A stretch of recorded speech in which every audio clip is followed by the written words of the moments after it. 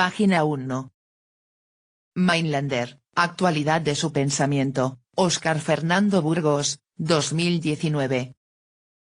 0.1. Presentación. Philip Batz, mejor conocido como Philipp Mainlander, nació el 5 de octubre de 1841 y se suicidó el 1 de abril de 1876 en Offenbach del Meno. Tuvo una vida breve, 34 años, pero sustanciosa. Su producción literaria comprende una única obra filosófica dividida en 2 volúmenes, titulada Philosophie der Erlösung, escrita entre 1874 y 1876, una serie de poemas, Aus den Tagebuch eines Dichters, 1858-1863, una novela, Rupertine Delfino, 1875, varios dramas, Tarik, 1857-1858, Die Letzten 1864 y Tiberius, 1875, una comedia, Die Macht der Motive, 1867, una autobiografía, 1874-1875, un fragmento dramático, Buddha, 1875, y una correspondencia.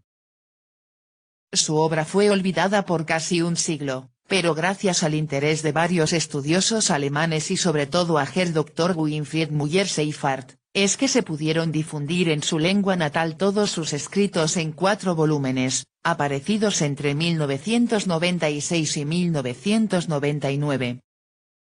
La resurrección de su obra y el interés por parte del público rescató a aquel pensador teutón olvidado por la tradición filosófica. Con la popularización del Internet algunos años posteriores, estas obras se digitalizaron y se distribuyeron en formato CD-ROM, causando un mayor impacto alrededor del mundo. Así que, gracias a estos acontecimientos, a 20 años de la difusión de sus obras completas, en distintas partes del mundo han ido apareciendo traducciones, escritos académico y demás producciones artísticas que se han apropiado de la filosofía mainlanderiana.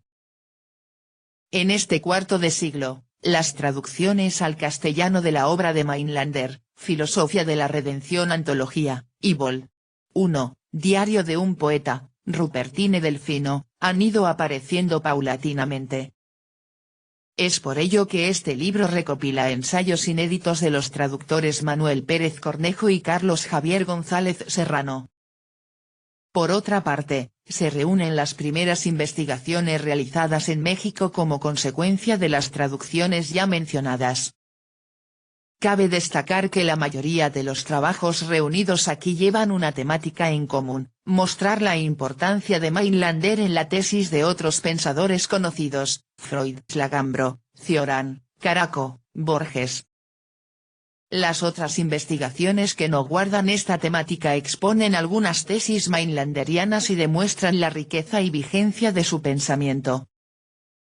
Dichos ensayos van precedidos por un prólogo del presidente de la Internationale Philipp Mainlander Gesellschaft, Herr Dr. Winfried Müller-Seifert, y una introducción, exclusiva para este libro, a cargo de la renombrada investigadora chilena, Sandra Baquedano, misma que nos dio a conocer por primera vez al castellano en 2011 una antología de los 2 volúmenes de la Filosofía de la Redención. Por último, agregamos al final, a modo de apéndice, una biografía resumida del filósofo de Offenbach que estuvo a cargo de Fritz Sommerland y que tradujo Manuel Pérez Cornejo, el cual agradezco profundamente su interés y su disposición porque este proyecto llegara a buen término. También se anexa un pequeño fragmento de la autobiografía titulada, Discusiones con mi demonio, y que se editó por Walter Rauschenberger, también traducido por Manuel Pérez Cornejo. Este material inédito ayudará a que el lector conozca un poco más la vida de un pensador que fue olvidado por la tradición filosófica y que vale la pena rescatar. Agradezco el estímulo de mis amigos y familiares, así como la disposición e interés de los colaboradores de este puñado de páginas. Esperamos que esta recopilación de ensayos contribuya al apremio y al estudio del pensamiento mainlanderiano. Fernando Burgos, Chilpancingo, Guerrero, 1 de abril de 2019. 0.1. Prólogo. Philip Mainlander, un soteriólogo clarividente. Winfried H. Müller-Seifert, presidente de la Internationale Philipp Mainlander Gesellschaft. Es raro que en la historia de las ideas un punto de cambio e inflexión se ponga de manifiesto a través del conocimiento filosófico. La filosofía de Philipp Mainlander unió, como ninguna otra teoría filosófica del siglo XIX, a sus precursores con sus sucesores intelectuales. Su filosofía de la redención, Philosophie der Erlösung, y sus escritos literarios nos permiten poseer algo raro y único en la historia del espíritu occidental, que puede servir como modelo de cambio de paradigma filosófico. A finales del siglo XIX, pugnaban entre sí los sistemas posidealistas, el materialismo, el positivismo, la metafísica de la voluntad, las utopías sociales y las ciencias particulares, en pleno desarrollo dentro de la scientific community. En lugar de unir la metafísica con la filosofía de la naturaleza, la psicología y el método especulativo e inductivo, propio de la ciencia natural, como hizo Eduard von Hartmann en su filosofía del inconsciente, Philosophie des Unbewussten, 1869, Mainlander emprendió el intento de pensar por encima y más allá del espíritu de su época. Él no fue ningún filósofo ecléctico ni sincrético, como Hartmann, que elaboró las teorías de Hegel, Schelling, Schopenhauer y Darwin para conformar un optimismo evolucionista, en correspondencia con los avances del pensamiento de su tiempo. Mainlander representaba un proyecto opuesto, basado en una teoría del conocimiento firme y sólido, en el saber de la filosofía natural, en precisos análisis histórico-filosóficos y éticos, así como en un ateísmo radical, que no niega sus raíces metafísicas. Pero, además de todo esto, Mainlander no renuncia a buscar la seguridad y garantía que le ofrecen sus predecesores intelectuales, a los que muestra siempre el respeto que les debe. La teoría del conocimiento de Kant, la metafísica de la voluntad de Schopenhauer y las interpretaciones éticas e histórico-filosóficas tienen su correspondiente y necesaria referencia en la filosofía de Mainlander. Elevándose, como él mismo dice, sobre los hombros de Kant y Schopenhauer, no se limita a preservar su legado histórico, sino que desarrolla las ideas fundamentales de sus modelos filosóficos. Apunta constantemente a los trabajos previos de estos pensadores, y asegura sus conocimientos mediante sus teoremas. Pero, en cualquier caso, Mainlander nunca piensa como un epígono. La reflexiva mirada de filósofo inmanente que Mainlander lanza al mundo llegó a resultados independientes, inconfundibles y únicos en su forma de exponerlos.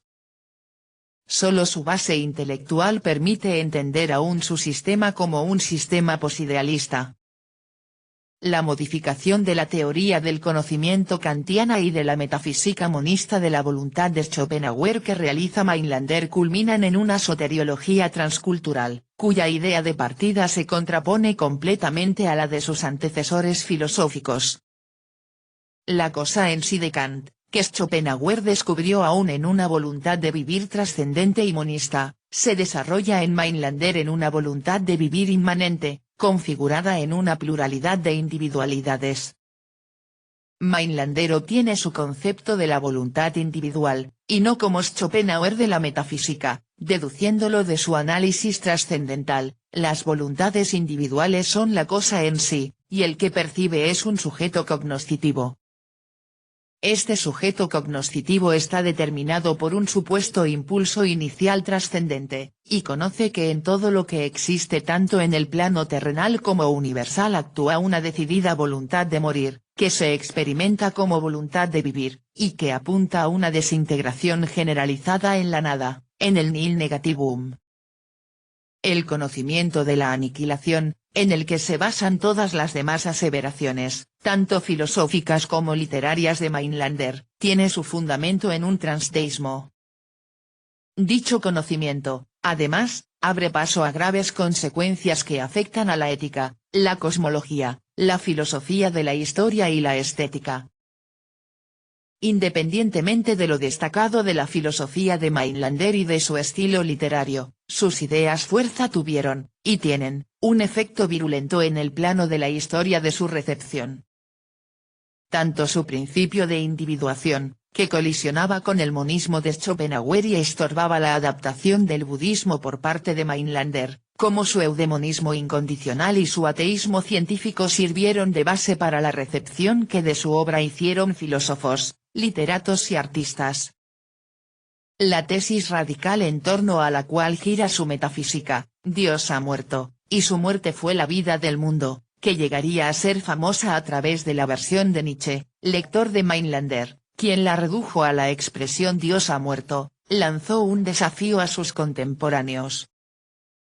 Una ética exclusivamente fundada en el egoísmo, un nacionalismo que mediante la fricción con las demás naciones se eleva al Estado mundial pasando por el desvío de los Estados Unidos de Europa, y una utopía social que define al socialismo y al comunismo, no como un estado histórico filosófico final, sino como un escenario de transición hacia la nada absoluta, eran nociones que debían suscitar una reacción vehemente.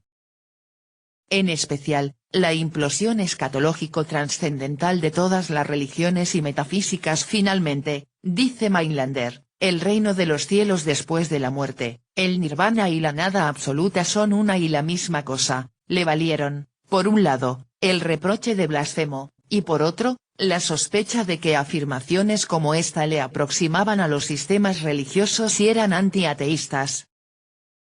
Por eso no puede sorprendernos que Nietzsche, uno de los primeros lectores de Mainlander, pudiese comprender sus ideas fundamentales en sus fragmentos póstumos, al tiempo que lo descalificaba en sus obras publicadas.